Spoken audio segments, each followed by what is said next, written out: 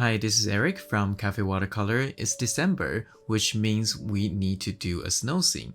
Sadly, we haven't got any snow here in the Seattle area yet, so I looked around on unsplash.com, a royalty-free stock photo website, and I found this photo. I love it so much, especially the part where the dog is looking at its owner. It's almost like the owner is calling it home for dinner. I just love the simple, heartwarming story the image is showing, so I decided to paint this one, and today I want to share with you the process of the painting. It is not only a snow theme, but also a nice scenery, so it's very important that we have a solid plan going into this painting. And I am going to share it with you step by step. The whole process of this piece took me almost 4 hours, so obviously I can't make the video that long. I mean, I can, but I doubt anybody want to watch a 4-hour video from me. So I will need to speed up for the most part of the video, but I am going to slow down on some parts to share a bit more detail. So without further ado, here's the process of this painting. Okay, so we start off with the line drawing. Now the drawing should be pretty simple because this is not a very complex scenery. That being said, we should still try to make the house looking solid. I did rearrange the composition a little bit, so I take off some of the foreground because I want the dog and its owner to be a little bit bigger. So by taking off the foreground, I will be able to make things looking a little bit bigger. So always keep your option open when it comes to recompose your image. Composition is a huge part of creating your painting. So even before you start to put down your pencil mark, put down your brush strokes, think about the composition. Don't just try to copy the photo reference. So I am now using my mechanical pencil so I can make some finer lines. And for the most part, the drawing is not very complicated. And the perspective in this scenery is not very clear either because they're just two houses facing different direction. So as long as they look believable, you should be okay. Now I'm doing the drawing on the figure. I slowed down a little bit. Even though the figure is not really a big part of the painting, you want to capture the gesture and the silhouette. So making his shoulder a little bit tilted, and this suggests that he is moving and he's facing away. And now I'm continue to draw the other house. This looks more like just two walls with a rooftop, but still the structure is very similar. And now I'm drawing the stuff underneath the roof. These are mostly just silhouettes and shapes because they are very dark. So I'm just making sure to get those shapes in. And as I draw, I start to think about how am I going to approach this painting? Where should I connect the shape? And now I'm starting to draw the dog. So it's a very small part of the painting, but I can say that this is what gives the painting its charm because I love how the dog is looking at the owner. So I really need to make sure that I am able to capture the shape and the gesture of the dog. Without a lot of detail, you can still tell it is a dog if you get the shape right. So when you are doing the drawing, and even when you are drawing some smaller objects, still putting some care in the shapes that you're drawing. A good looking shape goes a long way. So it is very important that you spend enough time looking and checking. When you finish your drawing, double check and look at the reference, look at your own drawing, see if you capture the shape. Train your eyes to be sensitive to the shapes that you're looking at. Is it the right size? Is the placement correct? Even though we are not a camera, we don't have to copy everything one to one. If you didn't put enough care into your drawing and trying to capture the shape, the painting at the end will look awkward. Now I'm drawing the tree in the foreground on the left. The tricky part of this is that there are some snow accumulate on top of the leaves and the branch. So as I draw this, I pay special attention to the shape of the snow and start thinking about how am I going to render them. So clean up some of the pencil lines.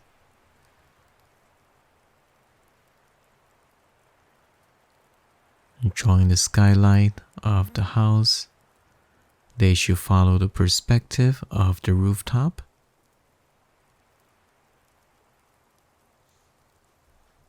So I'm just cleaning up the drawing now, adding a little bit more detail. And as we zooming back out, you will see that I also added another tree in the foreground on the right. That is not in the photo. I decided to add that because I want to have the sense of these trees are framing this scenery. So it almost feels like you're walking through the woods and you see this little house in the distance. And the lighting feels inviting. You feel like you're part of the scene. So that's the drawing. I believe a good drawing will really boost your confidence when you're starting to paint, because when you have a good drawing, it will excite you and you can see the potential of the painting. So here is a value study. The drawing of the value study, I'm just going to skip that because it's just a very rough drawing. The important part of this is to figure out the value. So the first wash for the value study is the light value. And what I mean by light value is the sky and the roof and the snow in the front. I did leave some white because those are the highlight of the image. So the highlight will be the light source of the house, which is the light bulb, the warm light, and the light from inside the house. You get to see them through the windows. So those are the highlight. We need to paint around them. And now I'm starting to paint the middle value. So the middle value, I start from the trees in the background and also the foreground. I try to skip around a little bit to suggest that there is snow on the trees. The process, whenever you are painting something that's going to get covered up by a darker value, you can just paint through. So my first wash, the light value, I only try to leave some highlight, and everything else I just paint over. And for the middle value, you're going to see me start from the background and eventually connect to the house.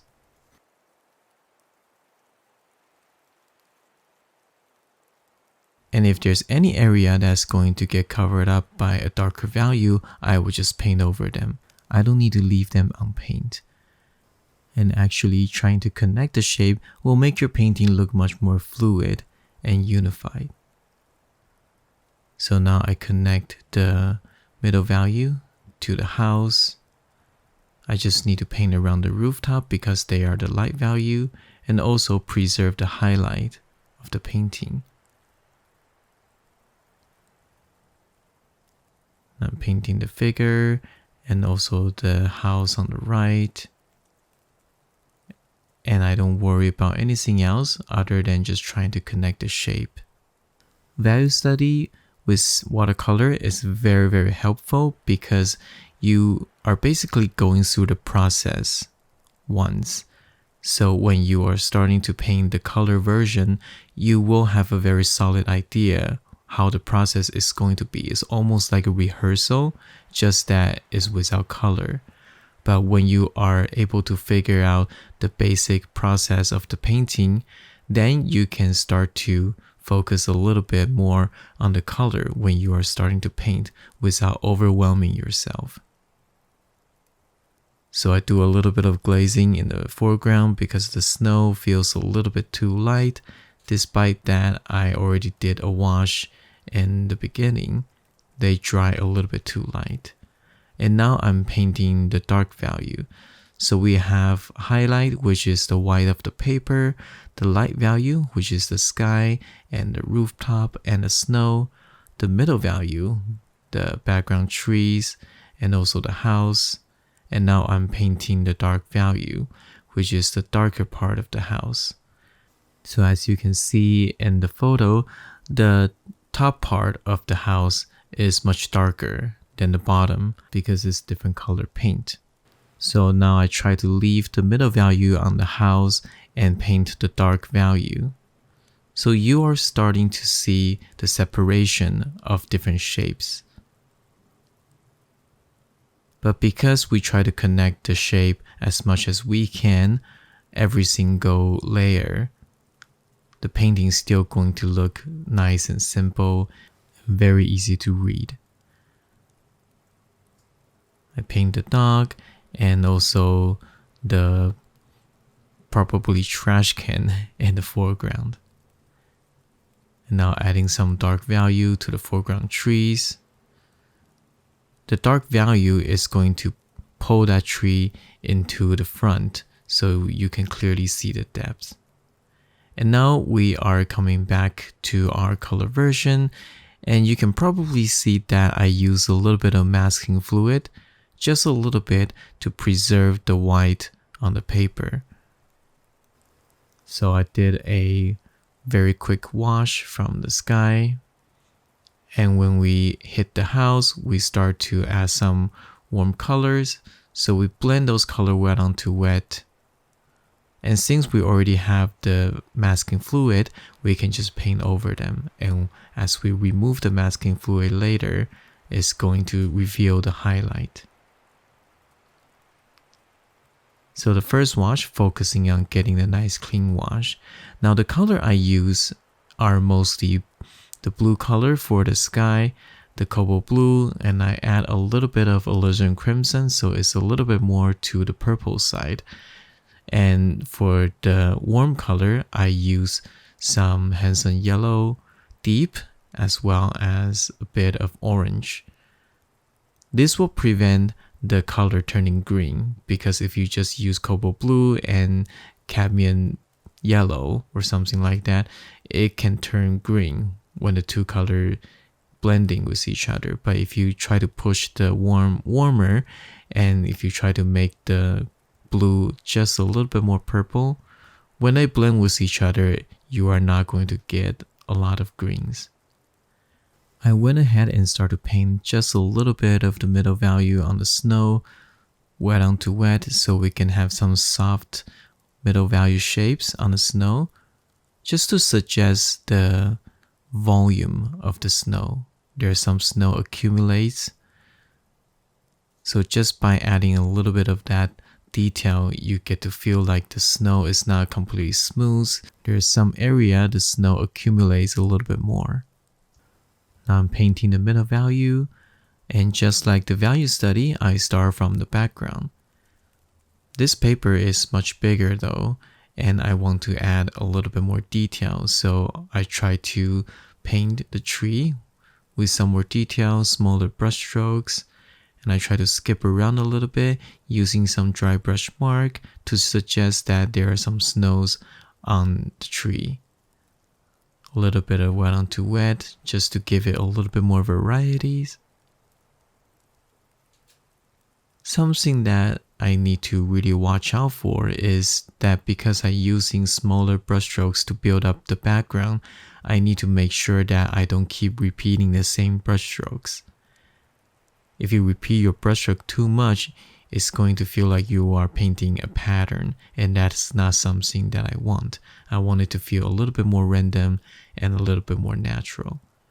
So just like the value study, starting from the background, now I connect the shape to the house. And of course, I change the color.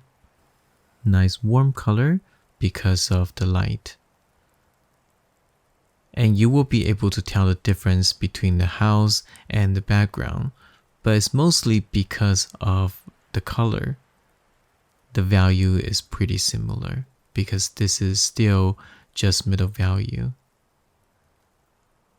And also, by the way, I apologize for the camera on the palette is a little bit overexposed, so everything looks very white.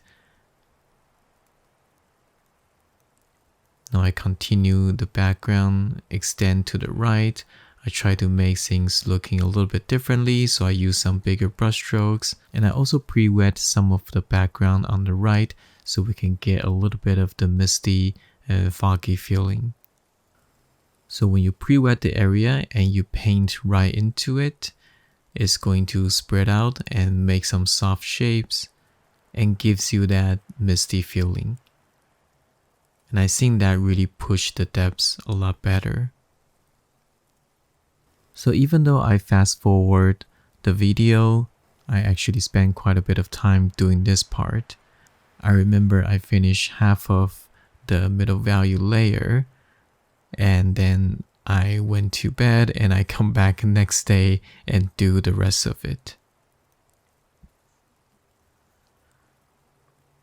So before I continue, I actually go ahead and remove the masking fluid. And as you can see how bright those highlights are. So they look nice and bright with warm light around them. So I continue on with the background, adding just a few more details to make the background look just a little bit more sophisticated. That being said, I am not painting any dark values just yet, keeping them mostly middle value. And now finally I start to paint the house on the right, connecting the shape from the background. And as I paint this big shape, I also try to do a little bit of wet onto wet so I can have a different variety of colors just to make the wash look a little bit more rich and interesting. That being said, none of the colors should be very saturated. It is a night scene after all. You don't want anything too saturated since there's no sunlight. The ambient light that we're getting is probably the skylight or the moonlight. So I just continue the middle value shape. And because we actually see through this house, I painted a little bit of the tree in the background. And now finishing up with the trash can in the foreground. At least I think that is trash can, just the top is covered by snow. Adding a little bit of the value on the edge of the roof to suggest the thickness.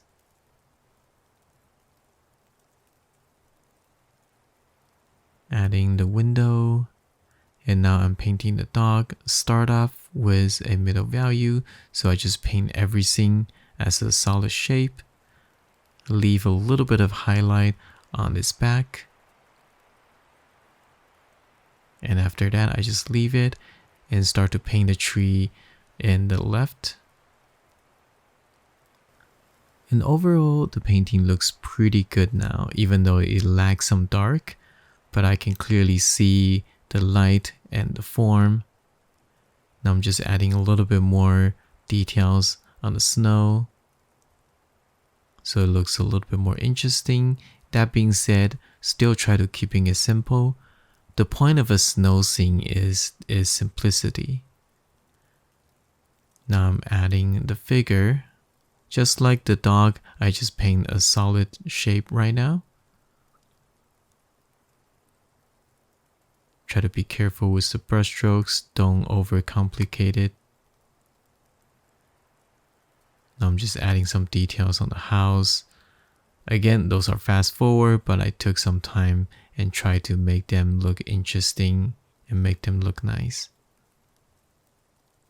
And now it is dry, time to add the dark value. So I start off with the house on the left, adding the dark. And then we start to really see the contrast between light and the dark. Not dark enough, so I add the paint in before it is dry. So far, I really like where it is going. I love the simplicity of snow scene. When the world is covered by the snow, all the busy, noisy details like the grass and the dirt all get covered up. And the scenery just feels very peaceful and quiet. So continue to add the dark. So the window frame of the skylight on the house and the wooden panels next to the window. So as I add the dark, I also try to add a little bit more details here and there, but mostly trying to keep it simple. Now the bottom of the house also have some dark areas, so I paint those in, and those are perfect because that will make the snow on the ground next to the house looking extra bright. And it really helps the sense of lighting. And now I paint the figure, adding some skin tone and darken its jacket. Still keeping it very simple, but trying to paint a good shape. You can have very simple looking painting, but with good shapes, it can still look very exciting. And now I'm extending the dark shape to the house on the right. And to avoid the dark looking too stiff, too dead, I try to skip around a little bit, leaving a little bit of the middle value on paint.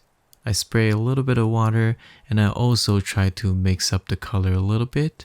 Even though they're all dark, there's some parts that's a little bit cooler, some parts a little bit warmer. So as you can see, even though these are all dark value, I use a little bit of a trick for it not to look so heavy and stiff.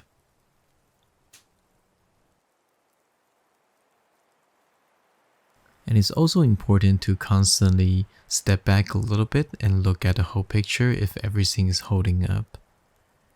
And at this point, I feel like the light area feels a little bit too light, it's too close to the highlight, but I intend to finish this layer first. So I start to paint the dog, slow down a little bit so you can see that's the real-time speed of my painting. So you can see that I actually spend quite a bit of time thinking where should I put down the brush strokes, checking if I get the shape right. So we already painted the silhouette and now just adding the dark to get that dark fur in. And a little bit of the value, and it looks really good. I really love this part. I love how the dog playing in the snow, looking at its owner, like the owner's calling it back to the house for dinner. It just feels very heartwarming. Let me continue on adding a bit of details. So as you can see, I spent quite a bit of time on this little detail, and that just goes on and show how important I feel this part is. When you slow down and focus on a certain part of the painting, it will show. So it's actually a very direct relationship. When you slow down and paint something, the viewer will slow down when they look at that part. And now I start to adding a little bit more value to the left of the house. I'm starting to do some glazing. This helps the house to read a little bit more solid. So we have like a darker side on the left and the right side feels just a little bit brighter. And now I'm starting to paint the dark value of the foreground tree. Try to be careful to paint around the snow. And now you can probably see the volume of the snow that's accumulated on top of some of the leaves and branches, and that is what I want. So continue to paint the detail on the trees on the left. And by adding the dark to the left, you start to feel the depths of the scenery much better. So this is what I do. So I leave the snow as light. I add a little bit of the value here, similar to the middle value but cooler. And by suggesting a little bit of the dark side, the volume will start to show. So I paint the shape And I wash my brush. I use a little bit of the water to soften that edge. So we have a soft edge, and from light turn to middle value and dark, you start to feel like that's the snow accumulate on top of the leaf and the branches. So it's all visual languages. When you just zoom in and look at something, it might look a little bit abstract, but when you put that into context and you look at the whole painting, it starts to look like something. And that's what visual language is to be able to communicate with a minimum amount of information. But of course, I starting to paint a little bit more detail, trying to make my painting look more polished now. But that doesn't mean I paint completely realistic without visual language and not to paint loose.